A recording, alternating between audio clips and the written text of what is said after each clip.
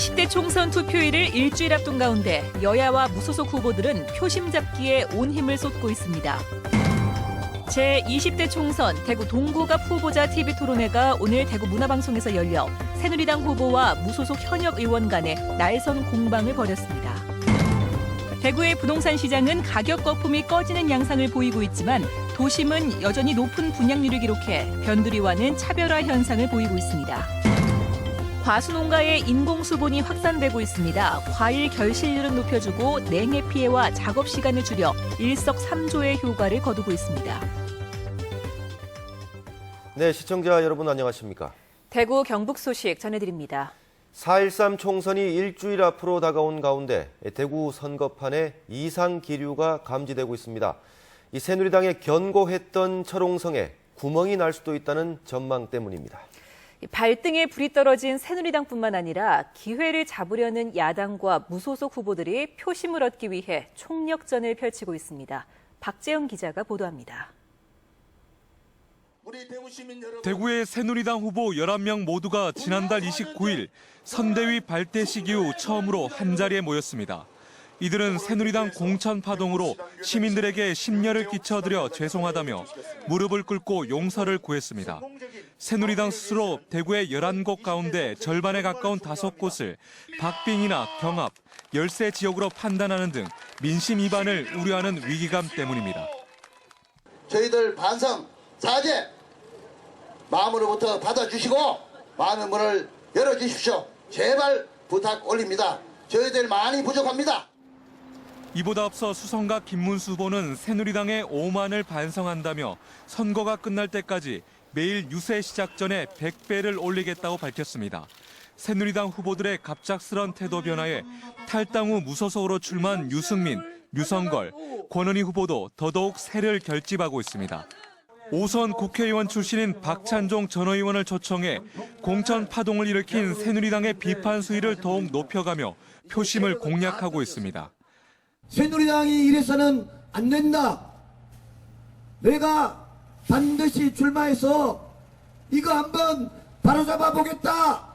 이 마음으로 출마했습니다.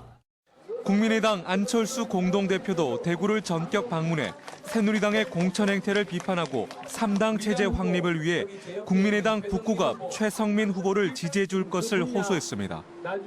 문제 해결 가능한 3당 구조가 되어야 대한민국이 대구가 위기에서 탈출할 수 있다는데 많은 지지들을 보내주고 계십니다.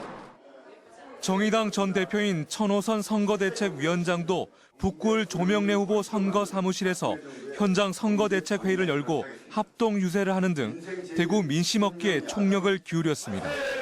MBC 뉴스 박재영입니다. 제20대 국회의원 선거 대구 동구갑 후보자 토론회가 오늘 대구 문화방송에서 열렸습니다.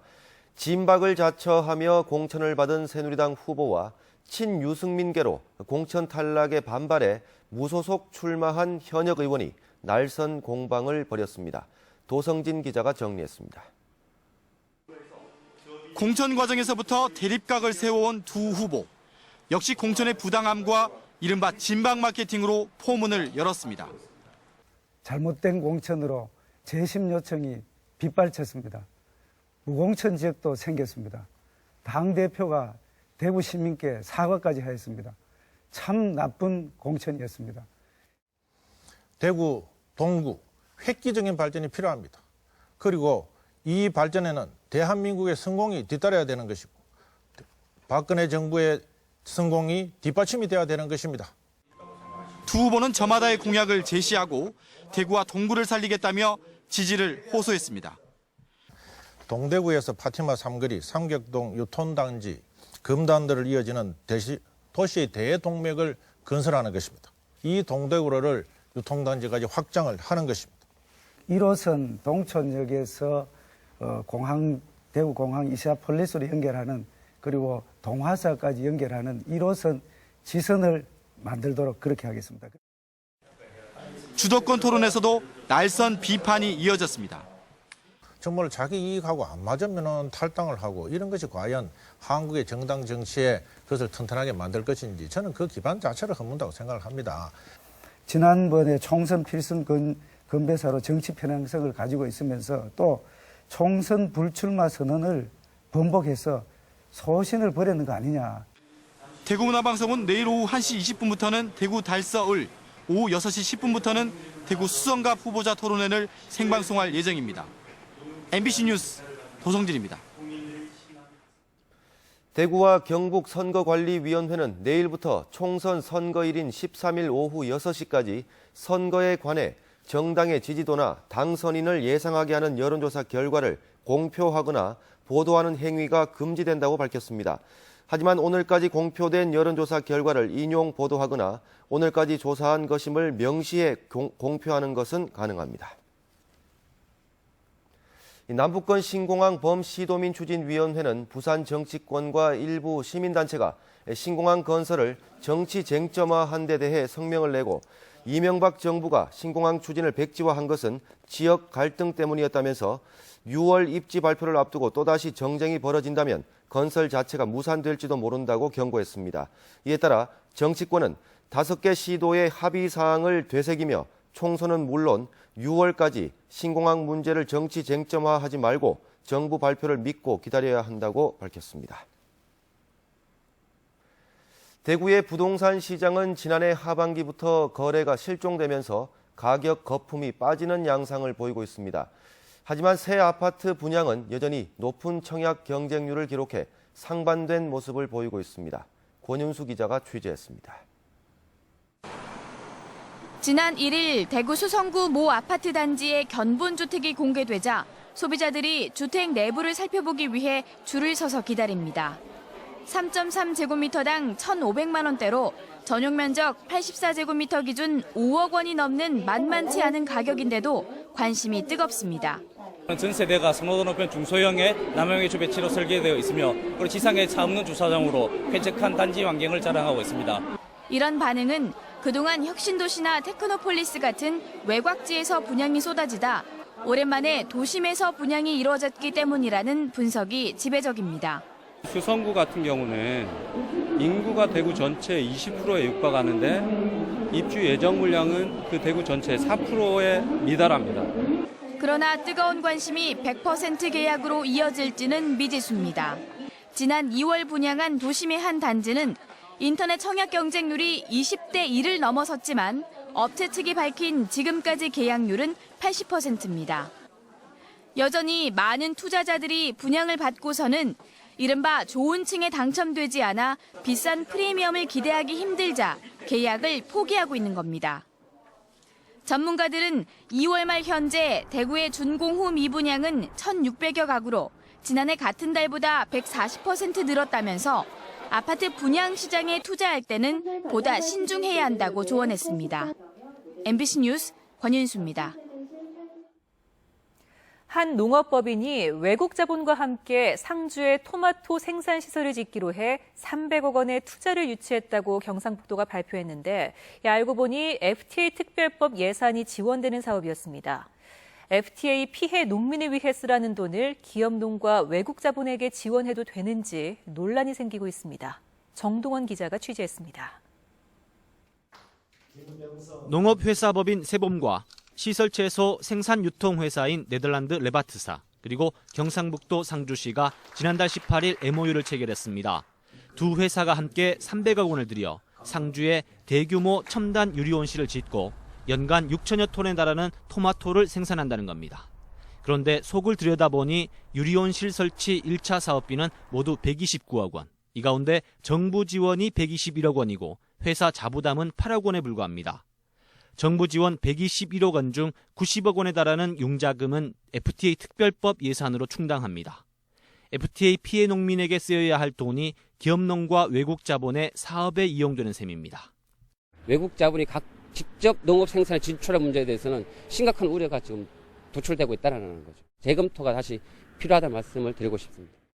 경상북도는 외국 선진기술 도입 차원에서 이번 MOU를 체결했다고 밝혔지만 농민단체들은 반대로 대기업의 골목 상권 잠식 방지 사례처럼 기업농과 외국 자본의 우리 농업 진출을 막아야 한다고 주장합니다.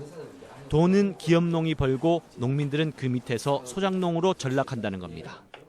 농업인 단체 등에서 많은 우려가 지금 제기가 되고 있습니다. 해서 민원 해소를 전제로 사업을 진행할 예정입니다.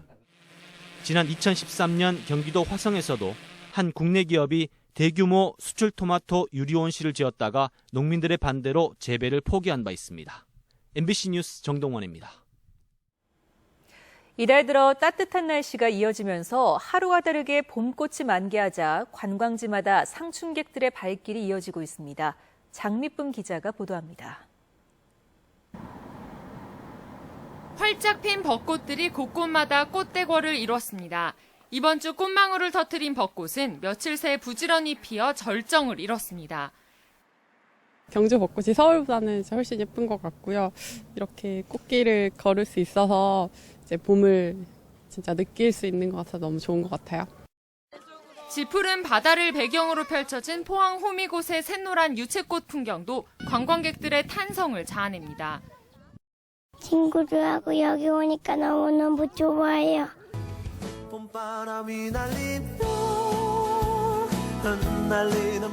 벚꽃 명소로 손꼽히는 경주 김유신 장군묘 인근에도 터널을 이룬 벚꽃들이 장관을 연출합니다. 흐드러진 벚꽃나무 사이로 조명이 밝혀지는 저녁에는 낮에는 느낄 수 없었던 운치가 느껴집니다.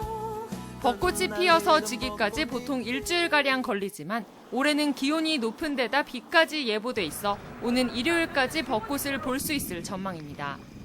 전국에서 모여든 상춘 인파로 지역 일부 도로에서는 때 아닌 교통체증이 빚어지기도 했습니다.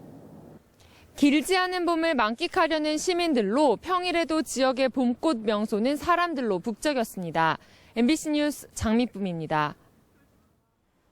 과수 농가에 인공 수분이 확산되고 있습니다. 과일이 많이 열리고 냉해도 줄일 수 있는 데다 작업 시간도 단축돼 일석삼조의 효과가 있기 때문입니다. 한태현 기자가 보도합니다. 영천에서 복숭아 농사를 하는 권후봉 씨는 올해도 어김없이 깃털이 달린 기계로 인공 수분을 하고 있습니다. 붓 대신 이 기계로 인공 수분을 대신하면서 작업 시간도 80%가량 줄었습니다. 특히 과일의 결실률이 높아 소득에도 도움이 돼 앞으로도 계속 활용할 계획입니다.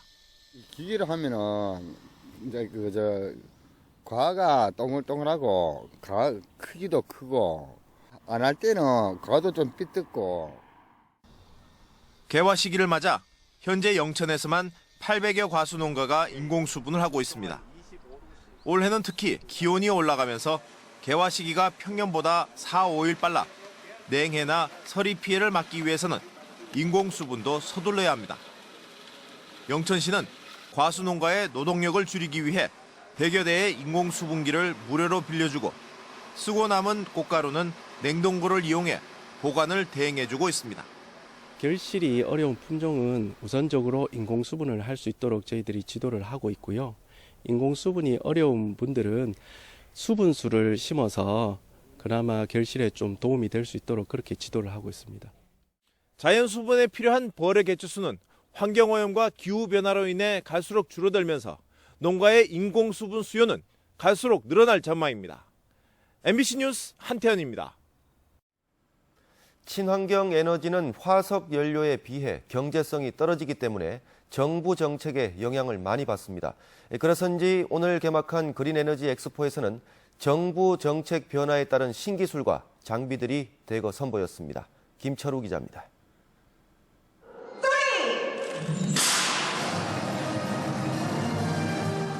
지난 2011년 블랙아웃 사태 이후 에너지 관련 규제가 많이 생겼습니다. 관청, 학교 등 공공기관은 에어컨 설비 면적이 전체 건축 면적의 40%를 넘지 못하는데 ESS, 즉 에너지 저장 시스템은 전체 냉방을 가능하게 해줍니다. 값싼 심야 전기를 이용해서 피크 시간대에는 전기를 쓰지 않는 방법으로 전기료를 대폭 내린 장비가 등장했습니다. 심야에 싼 전기를 가지고 낮에 피크칠 때 이용을 할 수 있으므로 해가지고 전기 요금을 한 40%, 60% 절감된 금액으로 사용할 수 있는 그런 장치입니다. 아파트 층간 외벽에 설치하는 태양광 발전기는 50W짜리 패널 5개 설치하는데 70만 원 정도. 그중 절반은 보조를 받을 수 있습니다. 보조를 받았을 경우에 월간 약 10,000원 정도가 절감이 되고요, 평균. 그리고 3년 정도가 지나면 투자하신 금액을 모두 회수하고. 대구시는 이 모델을 통해 아파트 태양광 발전을 적극 지원하고 나섰습니다. 아파트에 거주하시는 주민들이 많이 이제 수요가 있기 때문에 올해 최대 800세대까지 보급할 예정이고 앞으로도 신청이 들어오는 대로 저희가 최대한 보급할 예정입니다. 선진국보다 싼 값에 이산화탄소를 모으는 기술을 비롯해 기후변화 협약과 관련된 기술과 장비들도 많이 등장해 그린 에너지 엑스포에는 하루가 다르게 쏟아지는 친환경 에너지 기술 장비 시장의 흐름을 한눈에 보여주고 있습니다. MBC 뉴스 김철우입니다.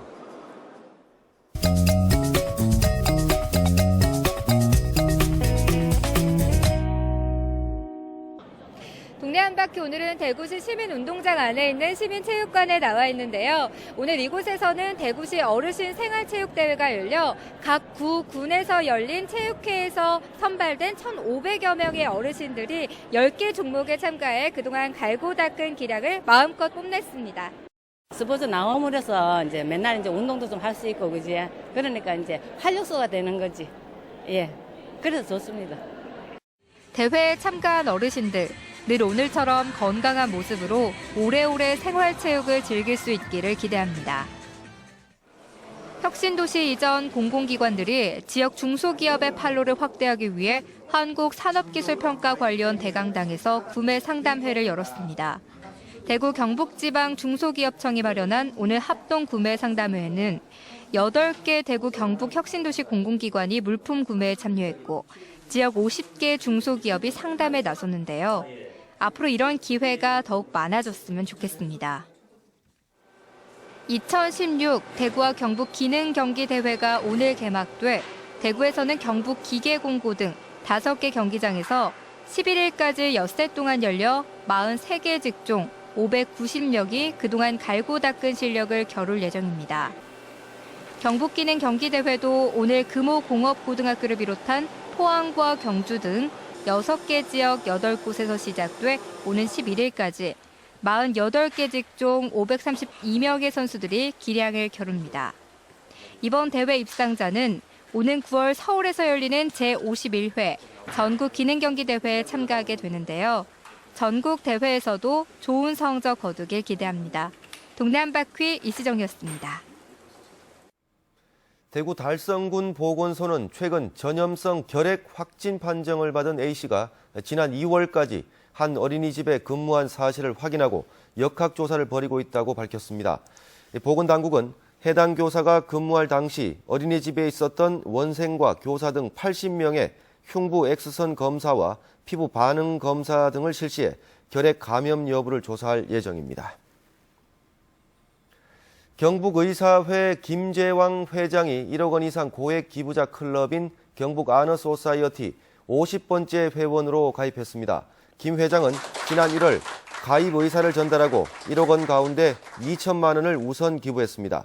경북사회복지공동모금회는 1시군 1아너 갖기 운동을 펼치고 있는데 아직 고액 기부자가 없는 영주와 상주, 울진 등 11개 시군에서도 회원이 나오기를 기대하고 있습니다.